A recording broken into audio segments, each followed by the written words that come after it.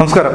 കശ്മീരിൽ ഒമർ അബ്ദുള്ളയുടെ നേതൃത്വത്തിലുള്ള സർക്കാർ അധികാരമേറ്റതോടെ കശ്മീരി പണ്ഡിറ്റുകളുടെ ജീവിത നിലവാരം അല്ലെങ്കിൽ ജീവിത അവസ്ഥ കൂടുതൽ ഭയാനകമാവുന്ന അല്ലെങ്കിൽ ഭീതി ജനിപ്പിക്കുന്ന രീതിയിലേക്ക് പോവുകയാണ്. സർക്കാർ അധികാരത്തിലെത്തിയതോടെ കശ്മീരി പണ്ഡിറ്റുകളോടുള്ള സമീപനം ക്രൂരമായി മാറുകയാണ്.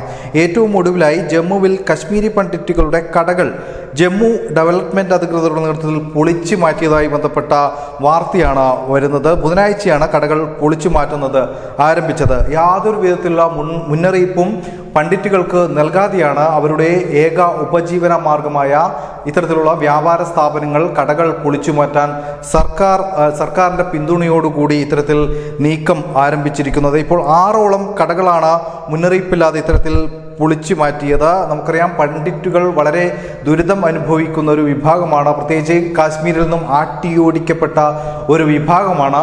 ഇവരുടെ ഉപജീവന മാർഗമാണ് ഇത്തരത്തിൽ ക്രൂരമായി പൊളിച്ചു മാറ്റുന്ന സ്ഥിതിയിലേക്ക് എത്തിയിരിക്കുന്നത്. എന്തായാലും പ്രതിഷേധവുമായി പണ്ഡിറ്റുകൾ രംഗത്തെത്തിയിട്ടുണ്ട്. പണ്ഡിറ്റുകൾക്ക് പിന്തുണയുമായി BJPയും എത്തിയിട്ടുണ്ട്. അതേസമയം ലഫ്റ്റനന്റ് ഗവർണർ സംഭവത്തിൽ ഇടപെട്ടു. കേന്ദ്ര സർക്കാർ വിഷയത്തെ ഗൗരവമായി കാണുകയാണ്. കേന്ദ്ര സർക്കാരിന്റെ ഭാഗത്തു നിന്നും ഒരു ഇടപെടൽ എന്തായാലും ഉണ്ടാവുമെന്നാണ് സൂചനകൾ പുറത്തേക്ക് വരുന്നത്. News desk, news India Malayalam.